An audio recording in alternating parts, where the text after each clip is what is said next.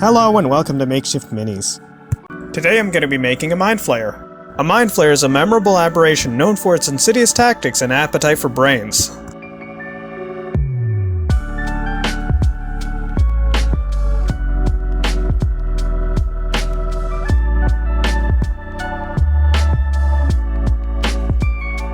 I start by straightening out a few paper clips to make a simple armature.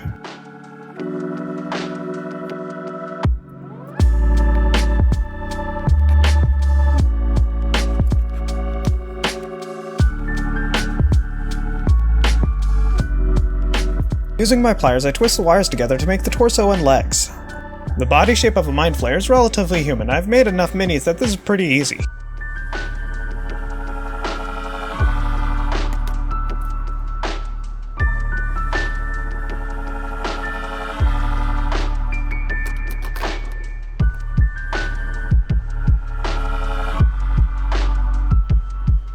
I lash a wire to the body for the arms using some strip pipe cleaner that I have lying around.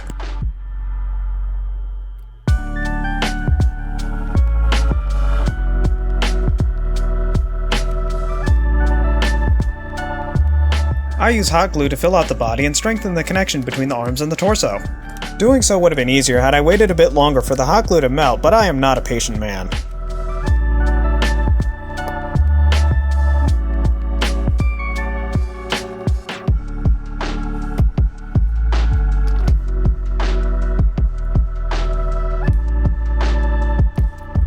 With all the limbs attached, I trim the wires to be about proportional.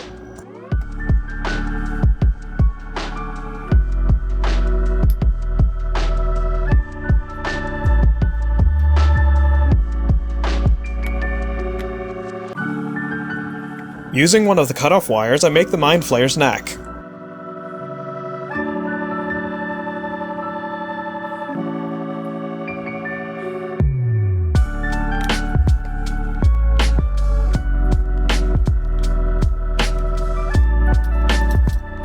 I cut two pieces of thin wire and fold them in half. These will make up the frame of the head and the tentacles.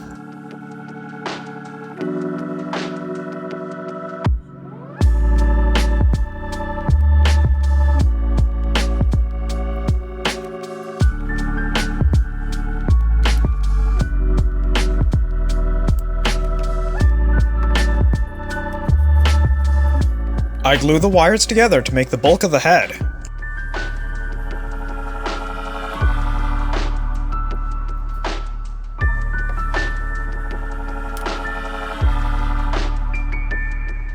Using hot glue, I fill out the mind flayer's tentacles, which they use to extract a victim's brain.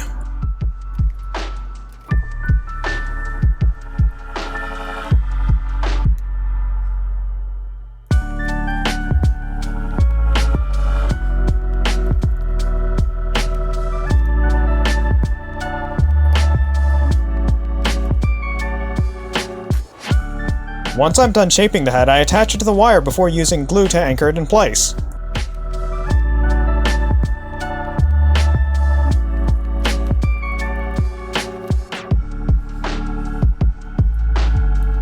Covering the limbs in hot glue gives me a nice surface to attach clay to. Porcelain clay doesn't adhere to metal very well, but it does hold on to hot glue.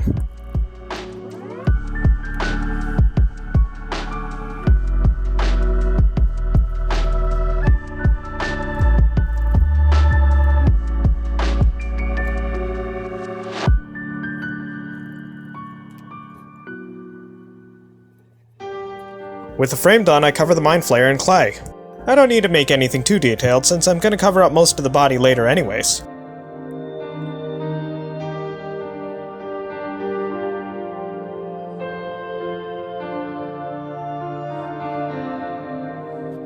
I take my time shaping the mind flayer's face and tentacles using silicone sculpting tools.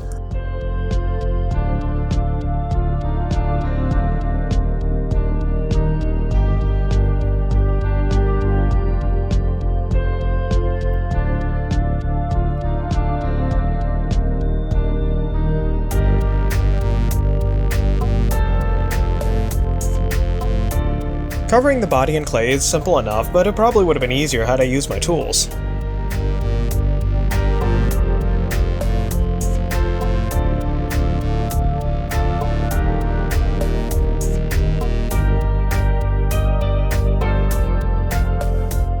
After covering most of the mini in clay, I begin working on the arms.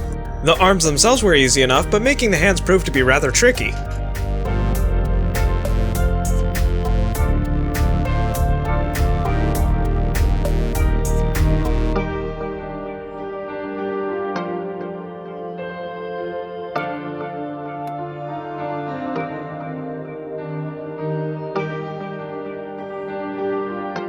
I make the feet by adding a single toe at the end of the leg and wrapping a snake of clay around to make the other toes. Once everything's in place, I neaten up the foot.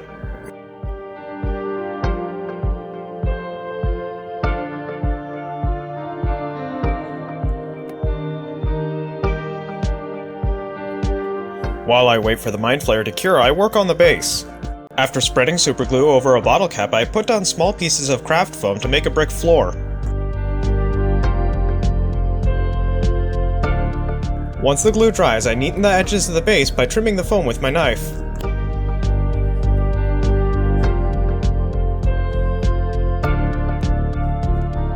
Since craft foam doesn't have much texture to work with, I cover the base in watered down glue before covering it in tissue paper.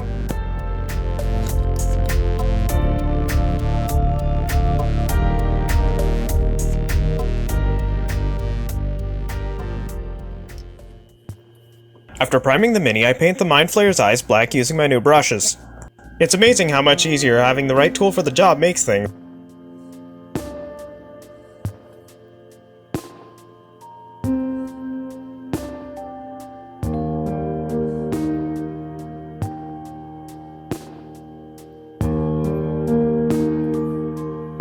After taking a moment to mix some dark purple, I give the Mini a clean base coat.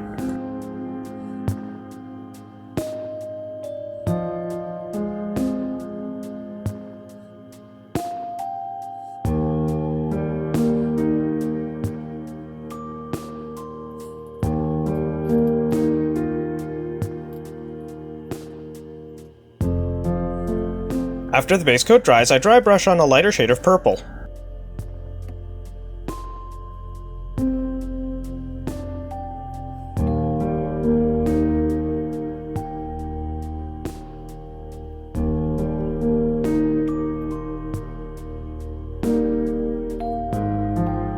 I finished by dry brushing on some pink. I learned my lesson from the last time I tried to paint something purple. Using a more red tone helps prevent things from looking like a blueberry.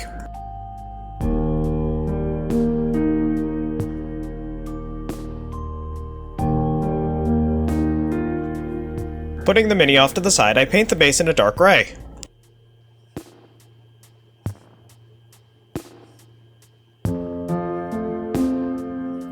Dry brushing a lighter gray allows me to bring out the texture from the tissue paper. To make sure the next step contrasts nicely, I dry brush an off-white onto the base. I give the base a dark wash, which helps all the cracks and crevices on the bricks show up.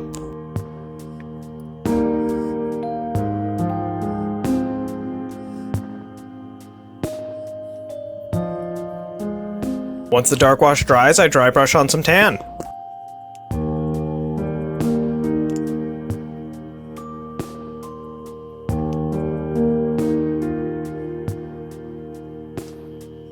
With the base and Mini complete, I glue down the Mind Flayer.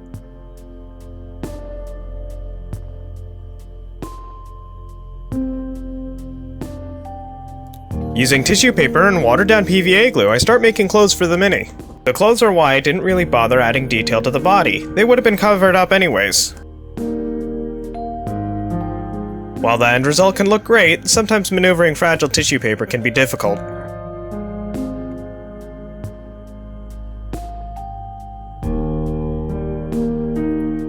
Once the paper dries, I give the robes a base coat of black.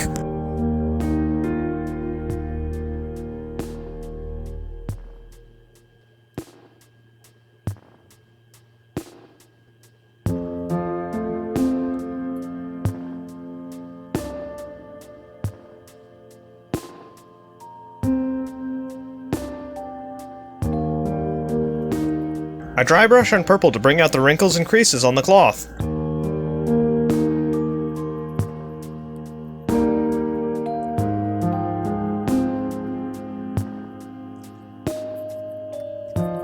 Using a lighter purple, I try and pick out all the peaks of the folds on the Mind Flayer's robes.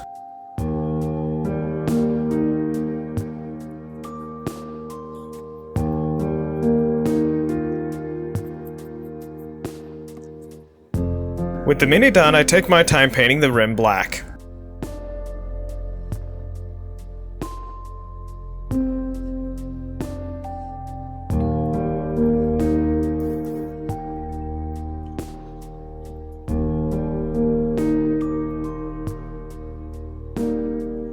Once the paint dries, it's on to the glamour shots.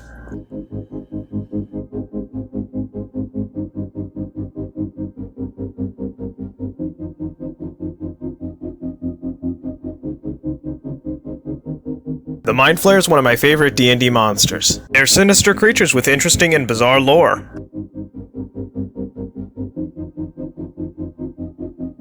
I'm glad I did a fairly decent job on the face, since the tentacles are probably the most memorable feature. Please like, subscribe, and leave a comment down below. Take care, be well, and until next time.